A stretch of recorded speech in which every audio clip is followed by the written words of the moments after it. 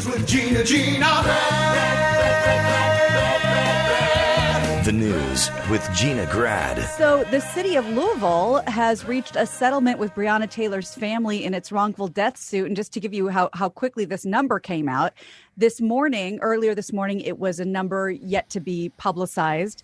And as of right now, they have given the number that is a $12 million wrongful death settlement, and policing reforms, including policing reforms are also involved. According to sources close to Breonna's family, this is from TMZ, Louisville's metro government will pay $12 million and implement multiple reforms regarding law enforcement, including a requirement that commanders approve all search warrants before they go to a judge. And just to remind you of this case, Taylor was 26. She's an EMT. She was shot and killed by Louisville Metro police officers on March 13th while they were executing a no-knock warrant. I believe her boyfriend was sleeping next to her, grabbed a gun, thought it was an intruder, and there was a bit of a shootout. Yeah, it's a case that has some nuance to it, because people are like, she's become a cause celeb, and rightfully so. But there is nuance. Like, there's stuff going on in this case that people don't know, which is, this isn't a great example of like racist police. This is more like kind of bad police, or maybe even bad judges or something, because the cops get a warrant. And the warrant, so the nuts and the bolts of the case, as I've heard it, is she dated a guy who I think was a drug dealer at some point, and then they were looking for an ex, and then they broke it up and broke it off, and they're looking for the ex. Now, they didn't find any money or any drugs or anything in her unit, but there's some credible stuff that came and went from the unit at some point. Earlier in the month or the year, whatever it is. So they get this no-knock warrant, which I guess people... The problem with all of this stuff is people don't realize how much gray area there is. Like, if you think there's a drug dealer and they're in a unit and the drug dealer may be armed, then if you knock on the door, then the drug dealer may have an opportunity to get up, pick up their gun, and be prepared for when you come through the door or just shoot through the door. I'm speaking generically. So it's like no-knock warrants, good or bad. But I don't know. There's an argument for both sides. There's an argument for not just busting in and seeing people laying in their underpants. And then there's an argument for any movie you've ever seen where it's like they knock on the door and the drug dealers all start getting armed and getting ready and getting whatever. So they have this no-knock warrant. There's some account where they knocked. And I don't know, but some stories are they knocked anyway. But anyway, they get this no-knock warrant. They come in through the front door. The boyfriend shoots at the people coming through the front door because he doesn't know who they are, I guess. He's assuming these are bad guys who have busted into this apartment. The boyfriend shoots, I guess, the lead guy, the guy who did the shooting. He gets shot in the leg by the boyfriend, and then they just return fire. And, of course, they don't hit the guy. They hit her. But this isn't a example of like white cops shooting black people in a traditional way, like in these racist cops, whatever. They get a warrant, they go in, they get shot at, they return fire. She's tragically dead. It's tragic. She deserves a settlement. It's not as much a cut and dry, like cause celeb piece as some of the other sort of white cop, black victim cases are. But that's as much as I've heard about it. Thoughts? Well, and I think at this point, in terms of those cops, one's been let go and two have been reassigned is where we are with them. It's also unclear to me who issues the warrant. Like, the cops are executing the warrant, but the warrant's got to come from a judge, right? I mean, the cops don't get to make their own warrant. The cops can, I guess, request a warrant. Well, that's part of the reform. It says including a requirement that commanders approve all search warrants before they go to a judge. So somehow, and I don't have enough knowledge of how that works, they think that would be very helpful. Did the boyfriend get hit, Max Zapata, or did they literally just shoot the person who was not firing at them in the dark, presumably? I don't know. This one is really messy, but it does fall under the heading of bad and sloppy police work and a little less in the racist cop, into that category. It's a little more in the, I don't know. It's kind of what we always talk about. Like, people are more incompetent than they are racist or bad. They're just like, this is incompetent police stuff. On the other hand, I don't know. You get a warrant, you bust into an apartment, and bullets start coming your direction, and you get hit. Like, what else? Then how else is this going to work? I think the plan is, for all this stuff, the de-escalation plan is the plan. Like, don't kick open the door, whatever, midnight, and expect shit not to go wrong. I don't know. Sit out front. Sit in a bakery truck, go in deep cover, wait till they get up and walk out of the front, and then just detain them and then go search the apartment. You know what I mean? Like, what do we need to kick the door open for? Seems like a less risky proposition. Yes. Mm-hmm. We do way too much of that. What time did they do that, Max Zapata? Let me look at that. But I'm sure you and Garagos have covered this to some extent, but I'll be interested to see what his take is on the settlement, because my guess is that's, they being the police department or whatever, paid that out so as not to pay out a larger sum. That's my guess, but I don't know. I'm seeing that the boyfriend was not shot, and it was shortly after midnight. The guy shooting at you doesn't get hit. The person that's not shooting at you in bed gets hit, and you get hit by the boyfriend. Was the boyfriend who returned fire or opened fire? Was he the suspected drug dealer? No. Or did she just happen to have another boyfriend with guns? Yes. Wow. There's her story's not as squeaky clean as we kind of have to do it now, because that's the world we're living in. But yes, he was just the new boyfriend with the gun. I don't know if it's a bad neighborhood. I don't know if what he's worried about. There's more to the story. It doesn't really, it's counter a little to the narrative. So you're not really going to hear that much about it. It's not a conspiracy thing. It's just, everything is kind of nuanced. You know what I mean? Like, when they do this stuff where it's like, there was a little more, it was a little more than just wrong place at the wrong time. Although that was a lot of it, but there's some other elements here and lessons to learn. Yeah, so the guy that they were investigating dated Breonna 2 years prior, and then they continued to have a, quote, passive friendship. And the new guy was just a dude with a gun, I guess. And he shot, I think, the lead guy in the leg. I think that was he did. He hit the first one. Was the key. All right. Well, I don't know. Why don't we just wait till the sun comes up? Look, I feel the same way. Like, when I was watching, here's a big subject, or a subject that needs to be done. I was watching, was it Roger Stone, when like the SWAT team converged on Roger Stone's house? It was like 3 a.m, the dog's barking. There's like 25 SWAT guys with long rifles and stuff. This guy's an old crazy kook. Let's just tell his lawyer, hey, bring your guy in. Just bring him downtown. Like Mark tells me, Garagos tells me all the time.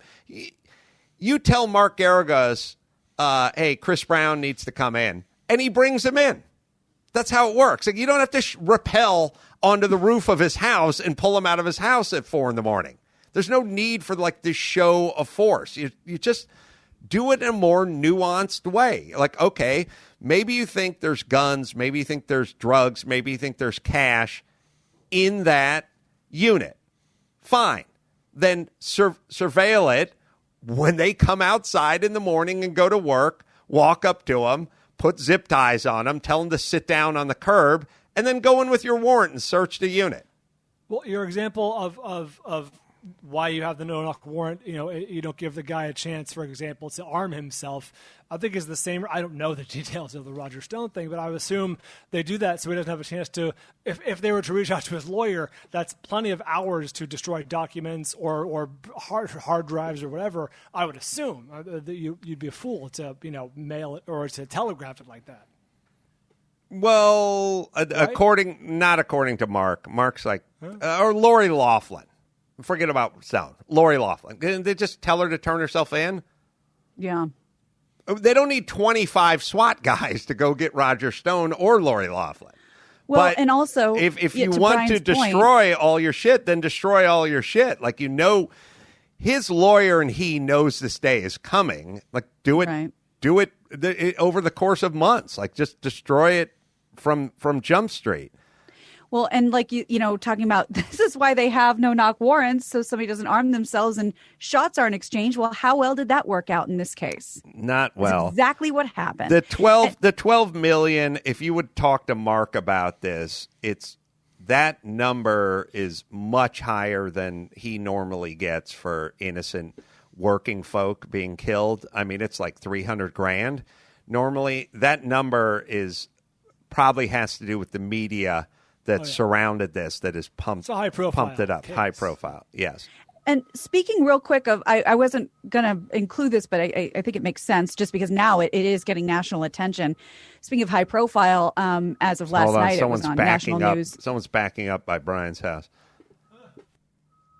Is that your house? All right. Whose house that is could be me. Could be. That could be me. You know where I'll turn my mic off. See if it goes Hold away. on. It's funny. Brian's got a window there, so I'm looking at. Oh, no, that's definitely me. The studio's in the back of the house. Meep, meep, that's me. Meep. Sorry. All right. Not your fault. It's the man's fault. We shouldn't have that on the back of everything. It is the man's fault. 2 officers. Oh, my God. Now they're like in my driveway. 2 officers got shot in Compton sitting in their patrol car the other night. And this is such a crazy story because there's surveillance of a guy running up to the window, shooting off, whatever he had in his gun, running off. It hit the woman police officer like in the jaw, like in the face. And her partner was very, very badly wounded as well. With her jaw bleeding and face mangled, she crawled to her partner, put a tourniquet on him, called it in, all this stuff where you couldn't even understand her because of where she got shot. They're now in stable condition at the hospital, and they're still looking for the one guy. They also say that guy, he may not have had, he may have acted alone. It's very weird. The story's insane.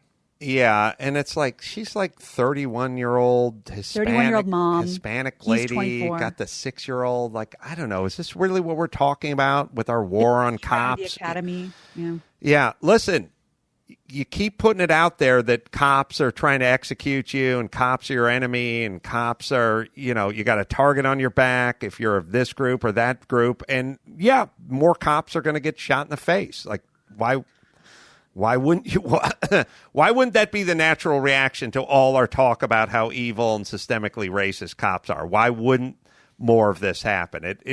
I'd be completely surprised if it didn't happen more and more often, because we just keep pushing this narrative out. The cops are evil and they're racist. So, okay, go shoot a cop. Makes sense to me. Sad. And it's also sad. Don't isolate that drop. Also sad and the mom and the shot. It's all such a waste, and it's so senseless. And look, there's a lot of wasted. I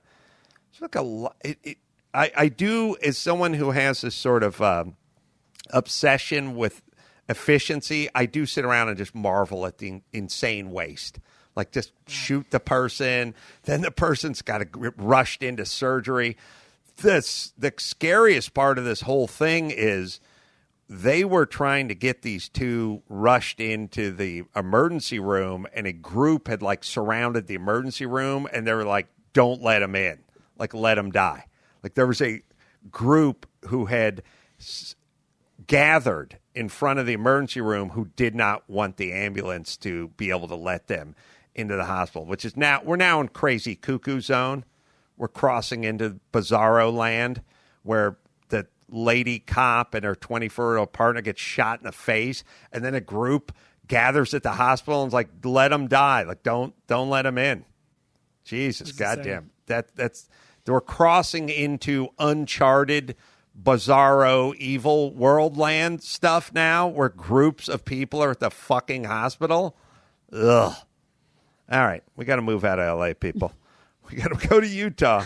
You're already there, buddy. Yeah, that's Stay true. where you are. Nashville. I'm telling you, man. The sides. How good was that drive to Nissan, Maxipad? How clean were the sides of those freeways? I noticed that. It was a beautiful drive. Bucolic. Yeah.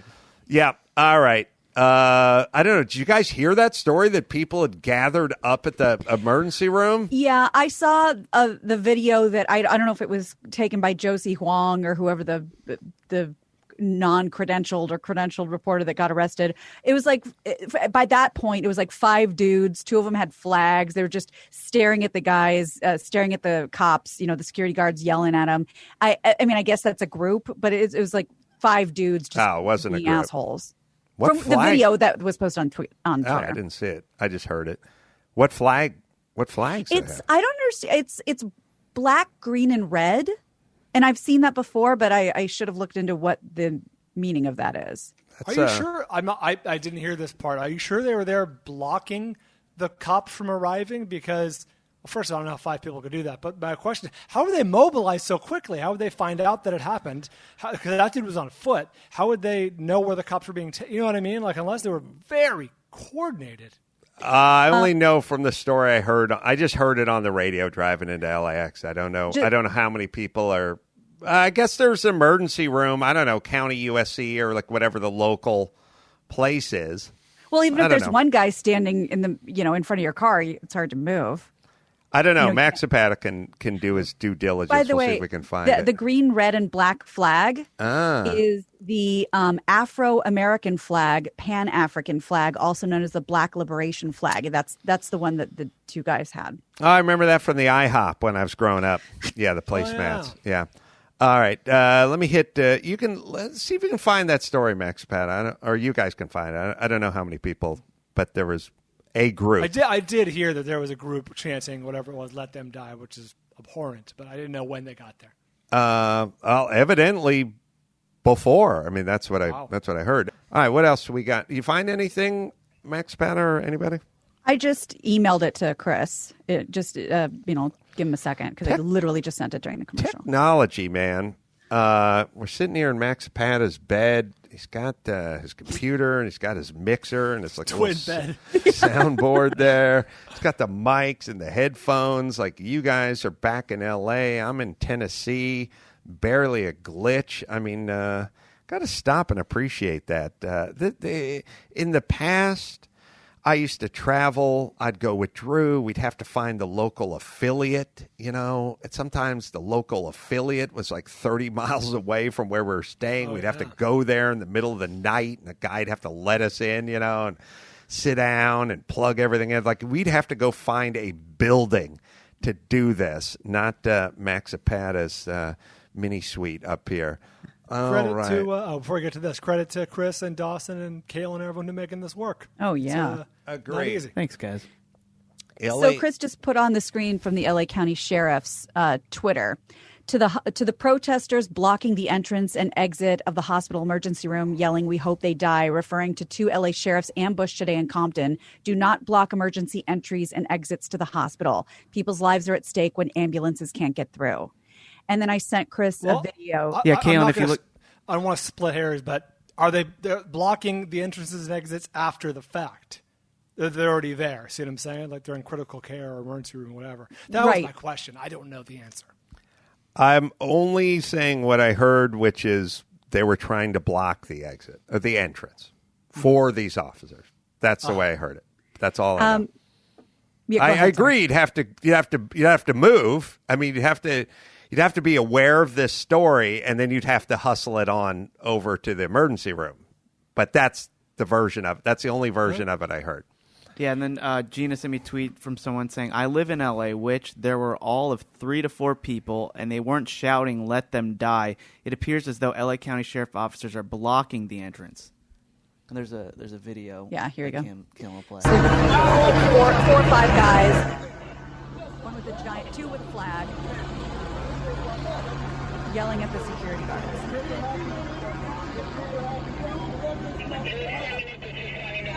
By the way, if there's ever a better time to avoid sheriffs, it's right after two of their guys got shot in the face.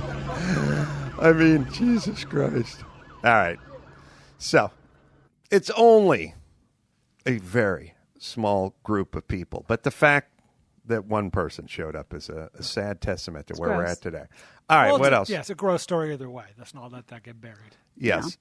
Yeah. So Dancing with the Stars started, and Carole Baskin, who everyone's sort of intrigued with ever since the Tiger King docuseries came out, danced her little dance in a little tiger-themed performance. But that's not what's getting headlines today.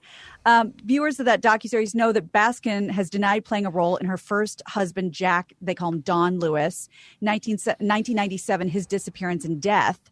So the Lewis family, his ex-wife and grown daughters, made it clear that they aren't giving up on finding answers to what happened to him and if Carole was involved, thanks to a commercial that aired during the show's premiere. And apparently, Carole was informed that this commercial was about to air minutes before she went to dance. Oh, no. So here is the commercial that the family ran. I'm just showing you the end, with an attorney in the middle of Dancing with the Stars. Don Lewis mysteriously disappeared in 1997. His family deserves answers. They deserve justice. Do you know who did this or if Carole Baskin was involved? A $100,000 reward has been funded. You can call the tip line at 646-450-6530. Or call our office at 800-LITIGATE. Thank you. It's the best audio they come up with? It's in the middle of their living room, the high ceilings. Well, let's not bury the lead. How'd Johnny Weir look out there? His odds are down at 225. You jumped on at the right time. I jumped on at 4-1. How did it shake out? I got in at 1 a.m. I hit the ground running this morning. I really have no idea how it's panning out. Max Pata said he TiVo'd it, but he's not. I don't know if he's able to watch it or not. Yet. Is there? How'd Weir do? What scores did he get? Come on, Max Pata. We've had 10 conversations about this. What'd Weir get? You get 10s? To get 8s? McLean must have done poorly because his odds have gone all the way up to 7.5 to 1, 750 plus 750. Weir? Wait a minute. That's AJ McLean. Oh yeah. Come on, Max. This is a long discussion got real money about on this. I got real money riding on this. Look, the guy's dead. He's dead. What's done is done. This is 5 large. I'm living for today. You understand? How do we even enter this news cycle without a breakdown of numbers? All right, I'll buy you a second, Max Pata. All right, Johnny Weir. It's got to be all over the place, right? Don't all the results have to be? Yeah, the site's taking forever to load. I'm scrolling to it right now. But they must be. Oh, I got it right here. Gina Grad and Bald Brian. There must be a who scored what last night list on the internet. I have it. Right? Yeah, okay, what do we got? Johnny Weir. He danced the Cha-Cha to Buttons by the Pussycat Dolls. Score of 18. 18? Yeah, not the highest. What? Oh. That's 6s all the way across. Yeah. What's the meaning of this? And he's really dancing. They're not just pushing him around the stage. They're doing the curve. They're doing the curve thing. They're taking points off. They're giving. Oh no. See, when I did it, it was like Christy Yamaguchi, you're awesome. Jeff Ross, you suck. What's wrong with you? And it's like, well, he's a comedian and she's a ice dancer. Now, you can't tell who the professional is. Why do you get Why do you get 6s? Oh, this does not bode well. Max Zapata was worried about this. They're like, they're going to grade him on a curve because they know he's a pro. But he looks like a pro. What's the problem? Yeah, I was going to say. The problem is, when I did Dancing with the Stars, I was completely prepared for them to go, Christy Yamaguchi, that was awesome, but you've been doing this since you were 5. I mean, and then AdamCarolla, that basically sucked, but you're a stand-up comedian, so we'll give you a little help, a little love. We'll grade it on a little bit of a curve. We'll make it a little bit. They were like, Christy, you were awesome. 10s all the way down. Carolla, that sucked. You get 4s. Like that was it. Like, and I remember being like a little bit confused. Like they'd go, "Your merengue's like weak, dude," and I'm like, "I'm from North Hollywood. I work construction. I've never even know what this is. I don't know what this is." Like I thought I was gonna. Yeah, I thought I was gonna get a little something. They didn't do any kind of curve. I just saw Weird dance quite nicely, and if he got 18, then they're working a curve in because I got 6s and I sucked. Yeah, he tied AJ McLean from the Backstreet Boys and also tied Anne Heche. We're worried. What? We're worried on the drive in about Nelly. We're all worried about Nelly. Right. We were in the car talking about Nelly. He got a 16, but I did see a clip of his. He did the backflip, which he pulled the backflip out too early. Right, way too early. Did he dance to his own song? Yeah, he did. He did also dance to his own song. Move. I'm like a bird, I only fly away. I love that dude. I don't know what my home is. I don't know what my nest is. But I love that guy. Yeah. That guy's awesome, man. I like Canadians in general. Yeah, I'm like a bird. I do a little backflip. I don't know where my home is. Yeah, man. I'm digging that Nelly. The high scores of the night. Nev Schulman from Catfish. He did Foxtrot to The Way You Look Tonight. Neve Schulman, excuse me. He got a 20. Fucking racist. So did Caitlin Bristow, who was a guest recently last time we were here in Nashville. She got a 20. And Sky Jackson got a 21. Sky Jackson? He's Sky Jackson, the world's best stunt pilot. It's a girl. I can't. You never heard of Sky Jackson winning those Red Bull competitions? I had the action threading figure, the needle. Yeah. The day he showed up at flight school, like, son, you were born to do this. Sky Jackson, you're with Maverick and Iceman. Now get going. Sky Jackson in the world of tomorrow. All right, so something's going. Oh, this is interesting because when I did it, they would give out a 10. If you kicked ass, you got a 10. So somebody. All right, here's what's going on. All right, so this helps a little with my Johnny Weir business because 18. When I did it, I got 18. Right, so it's like 18. Somebody. Okay, so the decree must have been. Stop giving perfect 10s to everyone all along the way. It's going to ruin it for the finale, I guess. Sure. So by the time Christy Yamaguchi got to the finale, she'd done 11 dances, and they'd all got 10s straight on through. And I guess they're trying to stop doing that now. So if the highest score is 21, that's weird because when I did it, 7s were kind of. There were 7s. Like, it was fine. You know, C-, B+. You know what I mean? And 8 was, 9 and 10 was 10. So if the highest is a 7, then they're doing the whole thing on a curve. Yeah, and anyway. Disney star Justina Machado also got a 21. And 21 is as high as we had. Highest, yeah. All right, but I still think Weir looks like he's got the right stuff, right? Yeah, it's not him. It's not. He doesn't have the problem. All right. Let me hit Geico, and then we'll roll into the sports. I'm like a bird. I love that Nelly, dude. Geico, right now, Geico's offering an extra 15% credit on car, motorcycle, and RV policies. That's up to 15% on top of the money Geico could already be saving you. So what are you waiting for, man? Get with Geico. Save all that do-re-mi. Never been a better time to switch Geico. Save an extra 15% when you switch by October 7th. That's geico.com. Geico.com. All right, we'll take a quick break. We'll come back with Cesario and do the sports right after this.